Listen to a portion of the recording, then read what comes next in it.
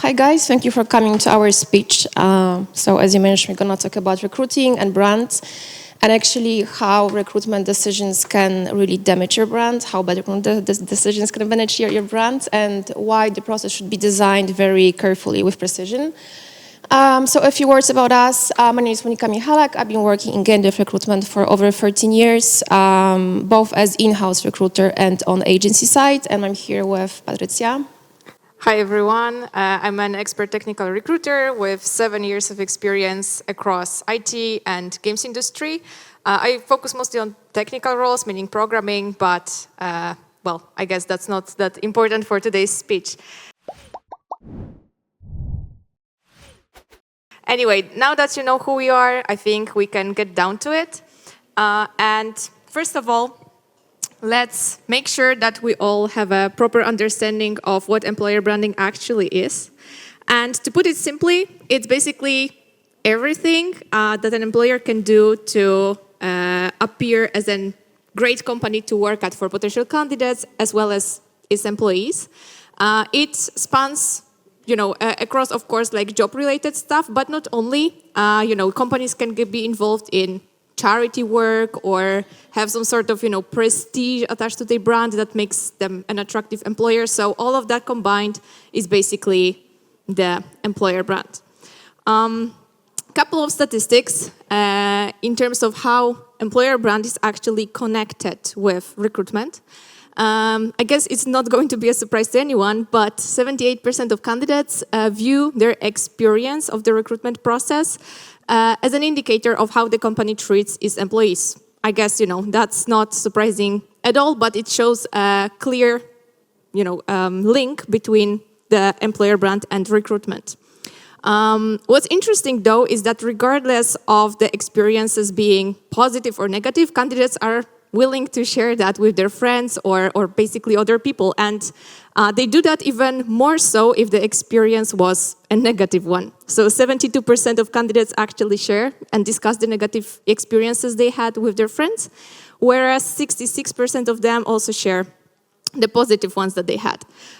So basically, regardless of what the employer brand was, if the recruitment process was good or bad, it's going to be out there, it's going to be discussed. So the link is pretty visible. Now, what's even more interesting is that 57% of candidates overall reject a job offer that they receive if the impressions from the recruitment process were bad. It's a pretty big deal because if you have made someone an offer and then it's a person that you actually want to work with and they don't want to join you because of the recruitment process and the impressions that they get. It's a huge waste of resources and, well, it's a problem. And as you can see, the percentage is not insignificant. It's actually a big one and it goes even higher the more senior the candidates are. So for mid-level candidates, it goes up to 63%, whereas for senior and higher, up to 70%. So this is huge. Before we discuss more in detail, I wanted to emphasize in terms of where the employer branding impact on recruitment actually begins. And for big brands, obviously, it's in terms of them getting more applicants. If it's a studio that everyone knows, then of course they get many candidates applying to them, which is definitely an issue and a challenge for less recognizable studios.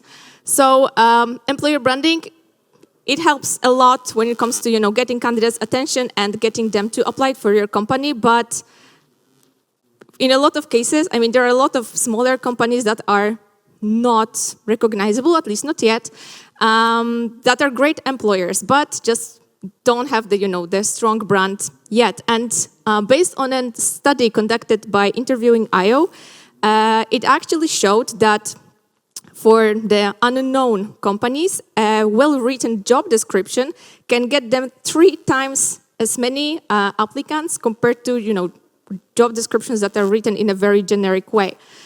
So for companies that don't have the strong, huge brand, the first interaction the candidates get is basically the job offer that they're going to see on a job portal or their website or wherever. But yeah, it's going to be the first impression. So it's super important that the job description is actually written properly and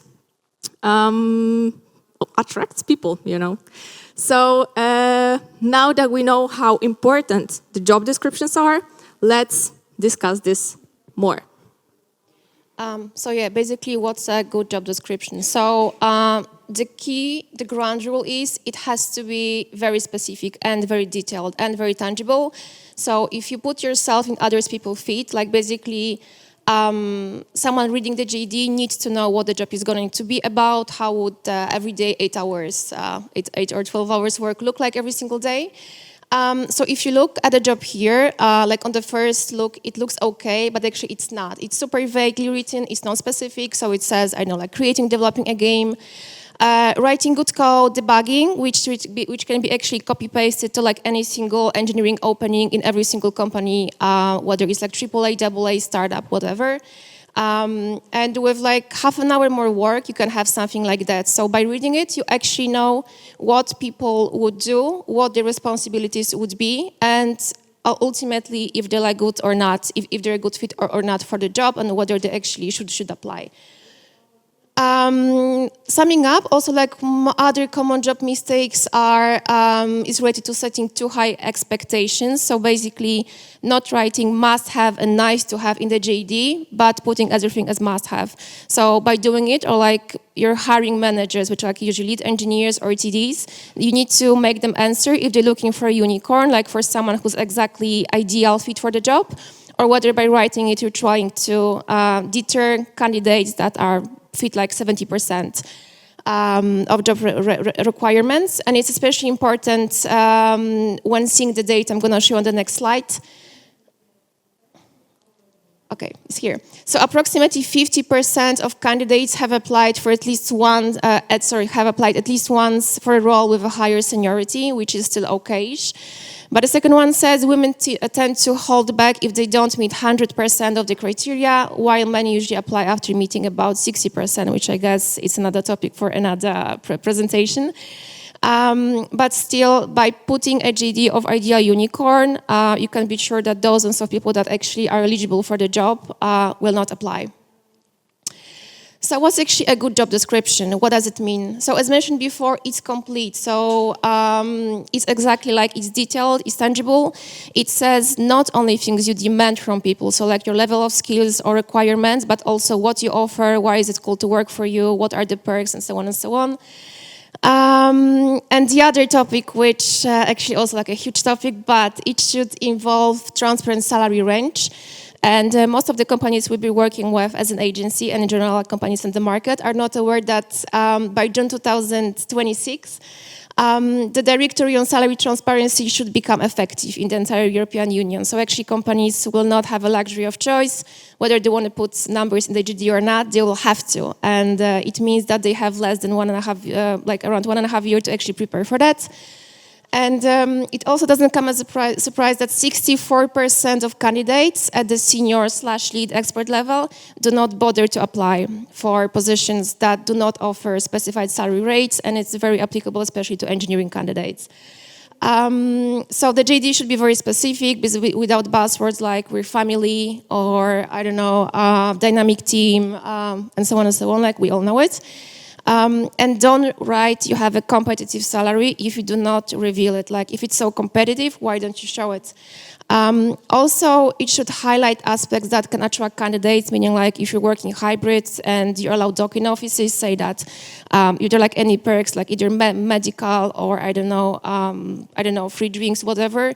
It's always cool to write it because there are like different things that are important for different people. So actually some people can find it attractive that, I don't know, you got points by biking to the office. And then this one goes to Patrycja. Yes. Yeah, so as you know, the next step after applying a job description is basically the whole recruitment process. And we wanted to underline, I think, 4 most common mistakes that we've noticed companies make when it comes to the recruitment process. And I think the first one is something that we all have experienced in one or different capacity, but it's basically lack of feedback or a very long wait time to receive any feedback. As statistics show, only 4% of candidates always receive some feedback from recruiters, which is basically super low, and it definitely should be the other way around. What's maybe surprising for some of you is that 66% of candidates wait only for 2 weeks to receive some feedback, and after that they basically consider the offer, irrelevant, and they move on to something else. So the delays that can happen in the recruitment process, if they're not communicated properly, then can basically cost you a good candidate because they're just going to move on. The reasons in terms of why this thing is happening out there, well, there could be several ones, but the most common one is basically the company having other priorities or being a bit disorganized or a lot disorganized. There are studios that are understaffed in the HR department, and then, everything's on one person, and they just simply cannot juggle everything. In some cases, it's just not their priority, and they just don't maybe believe in the value of doing that. Some studios can also fear that candidates are going to get, defensive and argue with them, which I understand. However, as it turns out, in most cases, candidates actually value the feedback that they receive if, it helps them grow as professionals and broaden their skills or something. So it actually can go the other way around and offer a good candidate experience even if they got rejected. Then another big topic is basically candidates getting negative impressions during the interview. Even the best employer branding is not going to help if the candidate is going to leave the interview having bad impressions because of, various reasons. So it's very important to be conscious in terms of who you pick to be the interviewer. The reasons for candidates getting negative experiences can be, of course, multiple, but the most common ones is basically the interviewer, it's himself, herself. In some cases, we had interviewers just not fully focusing on the candidate, checking their phone, replying on Slack, and it's just not professional. And definitely, if you're a candidate, it's not how you want to be treated. Interviewers often forget that they're not on the interview only to, validate whether the person is a good fit for the company or not, but they also kind of represent the company and want to create a good impression, right? And entice the person to join them and show that it's a great place to be and a good team to work with. And instead, they act as if it was a trial in a court and just ask some questions and are all hostile and stuff like that. It's definitely not leaving a good impression. In some cases, candidates also get asked meaningless questions, for instance, textbook-oriented or just not directly related to the job, which basically, throws people off because by the questions that they get asked, it creates an impression of what the job is going to be all about. So asking questions related to the position and their scope is super crucial here. Okay. The third one is kind of connected to the delayed feedback, but it's about prolonged and chaotic recruitment process in general. So the most important thing that is usually missing is the communication with the candidate, because we all know, we've all been there. Things happen and people get sick or something, there are delays, and it's basically okay. We want to avoid that, but sometimes we cannot help it. But why don't we communicate that to the candidates, right? So if the hiring manager got sick and now for the next 2 weeks, nothing's going to happen because this is just the bottleneck, why don't we just inform the candidate that there's going to be delay and, they're informed and everything's okay? Keeping candidates in the dark basically works against you. As you saw on the couple slides back, 2/3 of them drop from the process and are not interested anymore if you're not providing them with proper communication and updates. chaotic recruitment process can also mean that the steps of the recruitment that were communicated initially to the candidate just randomly changed. And, there are more steps, less steps, or the order is reversed in some way. It can also happen because some companies are flexible like that, and this is fine, but again, it should be communicated to the candidate, because otherwise it just creates a bad impression of the company being, all over the place and not knowing what's happening. We also had one case in the past with one of our clients that they wanted to compare all the tasks submitted by candidates and only then decide, which candidates move on to the, second or third stage. In general, it's fine, but the time period from the first candidate that submitted the task until the last one was like 2 months, which means that the first person that completed the assignment had to wait 2 months to get information if they're going to be invited for the next step or not. This is super long. 2 months, it's really a long, long time. And if companies are doing something like that, it's basically a guarantee that they're going to lose on the resources that they invested into, screening the person in the first place, because this person most likely is going to just join another studio. So, being swift and kind of fluid and communicative in the process is very, very important. And last but not least, too long or overly demanding stages, and this mostly applies to the tasks or assignments that candidates get. What an overly demanding task could be, you ask? So, for instance, it's also like a real life cases. 5-hour online technical interview with live coding during work hours. This basically means that a candidate has to take a whole day off just to do the, coding assignment. Not to mention how many internal resources of the company it requires, because someone has to sit there with that person for 5 hours and monitor what's happening. So this is definitely, too much and overkill. Also, tasks requiring 20 hours of unpaid work or, something like that. 20 hours is a lot. So, definitely an overkill again. Something that was also mentioned before, so highly textbook-oriented questions unrelated to the job itself, or, whiteboard coding, stuff like that. So basically not really resembling the real job conditions that the candidate would have.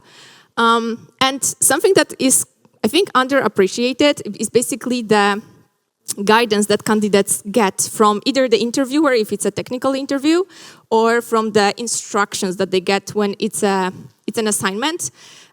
We also had cases that clients expected candidates to go the extra mile and read their minds in terms of what they'd want them to deliver. And I understand that I understand where it's coming from, and you want the candidates to be able to, fulfill the task in the best way that you can imagine. But depending on a studio, what's good and right for the specific task can be different, So in startups, you want people to prototype and maybe not to 100%,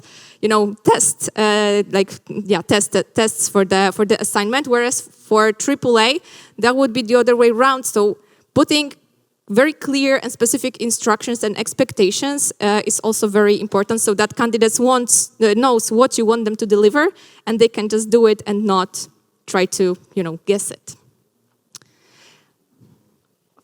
Thank you, Patrycja. Sorry for my voice. So the other thing is also recruitment is always a game of time. So referring to what you just said, if someone is talking to you as a candidate, you can be 70% sure they're also talking with other studios. So you're not the only one in the line waiting to possibly hire them. So candidates are 38% more likely to accept a job offer if their experience was positive. And we know it very well as agency, as we sometimes send the same candidate to 2 or 3 clients that actually do have a senior opening in the pipeline. And it's really 100% rule that people will accept a job that's slightly less paid, because at certain level, the salaries are more or less the same. But they will accept an offer from people that were actually friendly during the interview, and if they feel the mutual chemistry, basically, because you want to work with nice people and you want to work with people that you want to spend with like 8 hours per day with. So this is like, it should be no-brainer, but it's not, because sometimes companies assign people with not excessively high social skills for interviewing, and that can be a massive like repel for those who are interviewed. So what are actually recruitment process, like what are the best practices, having in mind everything we just said? So regular communication with the candidate, and regular meaning every maximum, like, I don't know, like 3 working days, to make sure that like no long breaks in between for multiple reasons. Just make sure like everybody's informed, everybody's on the same page. And also like if you can't really fetch a feedback from your hiring manager, make also sure the candidates know that, hey, I got you covered. I'm just like trying to chase hiring manager because he's doing ABC. So don't ever ghost them or like leave with no message at all. The other thing is it should have like maximum 3 stages. So like as Patrycja said, like no excessive test whatsoever. So ideally preliminary or technical interview, then technical verification, which is a test of maximum of 3 hours, and then ideally the final interview. And it can be also like, with few people on your side. So you can make them meet your team or like the team they would be directly working with. It doesn't have to be only one person on the other side. And if it's like, for example, like if you, as a recruiter, you're interviewing an engineer, it's good to have a lead engineer or like a senior one sitting next to you and actually answering like all technical questions they have. So it's not just a soft interview. Then maximum 1 week between stages and the feedback, and informing them about delays. As I said before, like as mentioned before, if someone's talking with you, it's very likely they talking with other studios as well. And it also basically a nice thing to be nice, and it costs nothing, and keep respect for people's time and engagement. Also appropriate people conducting the interview. Yes, as mentioned before, people with really good social skills, so you don't turn out to be like awkward company or unfriendly one. Like it's super important. Just next to the fact, it should be always also a specialist in the field interviewing candidates. And something that Patrycja already mentioned, the test should be maximum, of 3 hours. Other than it should be paid. It's not a common practice in Europe. It is in the US. But if you're like, if you want people to make a test for you, which is like a 2 weeks homework, don't really expect them to do it for free, because they're not only going to say no, they're going to put it all around social media and tag you and tag your company and put your photo on. Like we really had different cases. So yeah, it's a word of social media.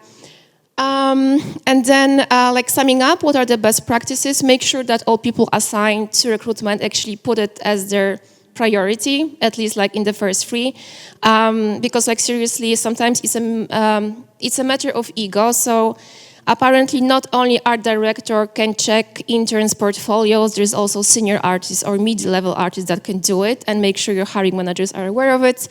And that comes with avoiding bottlenecks. So exactly like make sure that every step doesn't have only one owner. So if our director is going for 3 weeks holidays, the recruitment just can't stop and being put on pause. So just make sure it doesn't happen, and that happens super often, like really super often. Then automate as much as you can. So we're using Calendly, we're not working for them or anything, but it just really helps, especially like if you're recruiting and interviewing dozens of people and you have to sync up their calendars with calendars of yourself and your team. It really helps just, to send one link and make sure like it's just, it's a no-brainer. And then the other thing, although you might have your process beautifully designed step by step, make sure you're flexible when it comes to good candidates, basically, because there might be people that have 2 or 3 other offers on the table, and basically if you will make them wait for like 7 working days, it's gonna happen. So just make sure your team is aware of that and you can be super flexible with how the things go. Patka. Yes. Right. So it might be surprising, but the recruitment process does not end with the offer. And the offer stage can also be tricky. And there are also a couple of mistakes that often happen. So, for instance, one of those is, and most common one, is sending the offer only via email. Basically, there's nothing wrong if you do it via email, and you should do it, but not only by email. There are a couple of reasons for that. First of all, you cannot be certain that the candidate actually received your offer, because, like, how? Second of all, usually there is no contract draft attached, and it's well, particularly important for B2Bs, but for all types, it's best practice to basically attach it. There are, tricky things when it comes to contracts, and some candidates are more peculiar about it, some are less, but basically it can be also be a deal breaker in the end. So why don't get this out of the way right in the beginning, right? Also, in some offer cases, the information that is shared with candidates is not complete, like there are no benefits mentioned, or the start date, or you name it. So basically, when making an offer, it should be comprehensive and include all the important information. And also something that's happened very often is that there is no deadline for making a final decision. Of course, usually, companies and candidates can be flexible about that, and it's up for a discussion, but still, something should be suggested in the end, in the beginning, because if you're just sending an email, out there and hoping that the candidate is going to receive it and then reply in a timely manner, and what if the person is not replying for a week or two? Do you just assume that they're not interested, or what do you do? So maybe just doing something to prevent that situation from ever happening would make sense. So summing up, what are the best practices? So making offer over the phone, or Google Meets or Zoom or whatever tool you're using, just to make it more personal. And also it's super important to actually send that email after talking, to make sure it's on paper, it's on record, and you're on the same page with everything. What's often missing is actually sending a detailed offer with really all the details, every single thing that can be, described, perks, benefits, whatever, together with a contract draft and letter of intent. It's especially important for people that are being poached for different companies, because they're not going to resign unless they have actually anything new signed.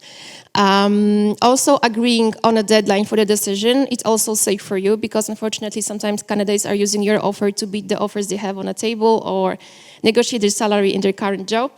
Maintaining constant contact with the candidates, just making sure you're available, in case any questions arise. You're on the phone or through email, not ghosting the candidate. And if you're feeling a bit more fancy after signing the contract, you might think of, sending candidates a chocolate, whatever, or company merch. So just, keep the ball rolling. Also closing the hiring process, what to do. So make sure you sign the contract after the offer is accepted. If you don't do it, really anything can happen. We had people not joining on the starting date just because they signed somewhere else, or decided to interview somewhere else as well. Maintaining contact with the candidate also after offer is being signed. It's still not a guarantee they're actually going to join you if they sign the contract. We also had cases like that. Basically, the candidate becomes an employee the moment they accept an offer, and treat them as such. So notice period in Europe is usually anything between 1 and 3 months. So make sure you do not have an eco silence for 3 months after someone signs the contract, because there is a high chance that things might change for them, and actually it's not going to happen. And make sure also to provide the organization information, the onboarding plan, what's going to happen on Thursday, if you're going to send equipment, and so on and so on. It's super important. But still often candidates know nothing before actually joining the companies at day one. And we know it because they message us, because we're agency that hire for multiple clients. So to sum everything up, a job posting or a job ad is often candidates' first interaction with your company, especially if you don't have the huge brand yet. So it's crucial that it's written properly, meaning very specific, to the point, and not generating and copy-pasting from what everyone else has posted so far. And a good employer branding is basically increasing the chances of a lot of candidates applying to you. And it's especially helping in the initial stage. But still, like it was mentioned, a good copy in your job ad can help you improve on the number of applicants. Applying bad practices in the recruitment process can basically damage all the efforts that you put in creating a strong brand and good employer branding. So it's super crucial that you avoid making those. And last but not least, the other way around. So a good recruitment process can actually improve your brand strength a lot and make a good word out there that you know, hey, they're actually good folks to work with and talk to. And yeah, I think that this is it. So thank you so much. And now I guess time for your questions.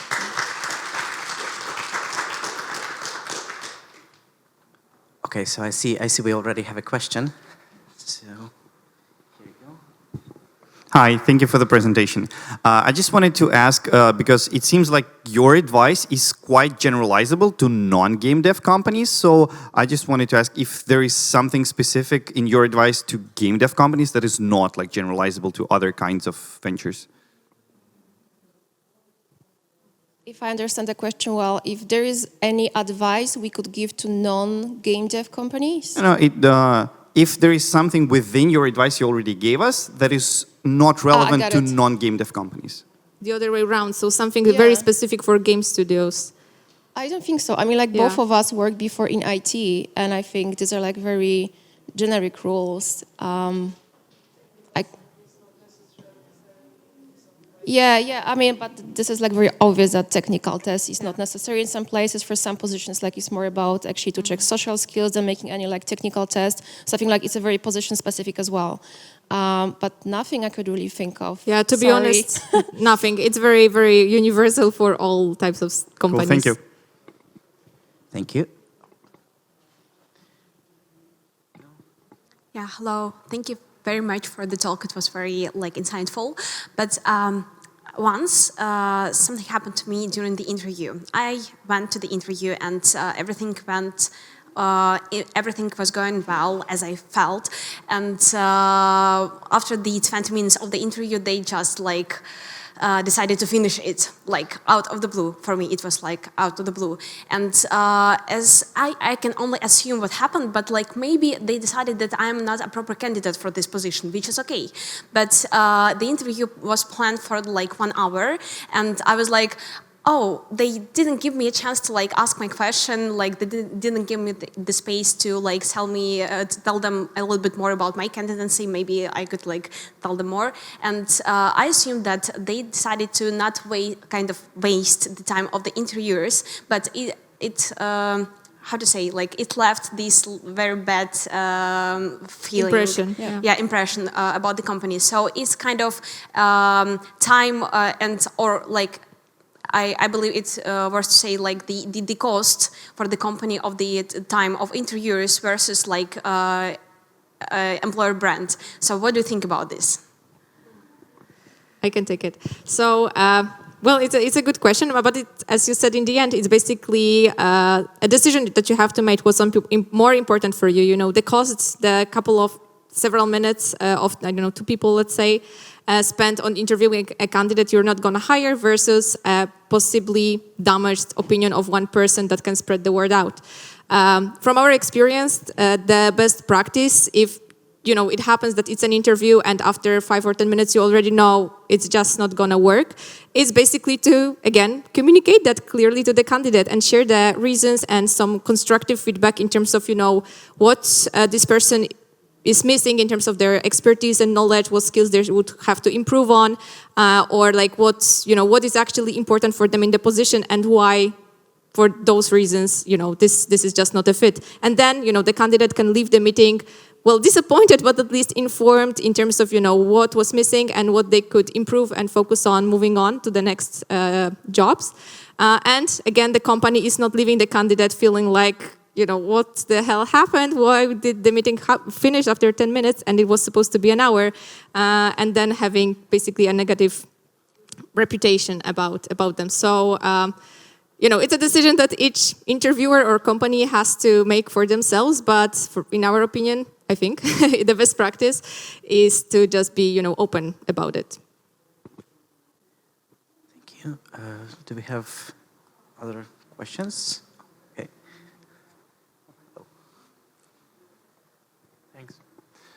Hi, great talk. I was just wondering, is there a list of sources anywhere that we can see? Because you cited a lot of statistics and stuff. Yes, the links are actually, well, you didn't see that because it was very small print, but on the bottom of each slide, because we used multiple different resources for that. It's hard for me to tell you, that from the head, but it's all in the presentation. I'm not sure if it's going to be shared afterwards somewhere. Is the presentation going to be shared somewhere? I'm pretty much sure that they will be... We're gonna figure it out with you guys directly. Yeah. We Okay, also so put thank you. lots of data on our blog, on our website. If you're interested in reading them, I think we can actually somehow wrap this conversation, wrap the presentation, make it a blog post Why not? in 2 weeks from now, maybe. I guess if you want to be sure, you can contact them later and maybe give you an email, give your email, and we can try to arrange that, I guess. Yeah. Okay, so do we have other questions? Okay, so I have a time to ask my one. Because I often heard saying that it's quite a bad thing to call your company a family.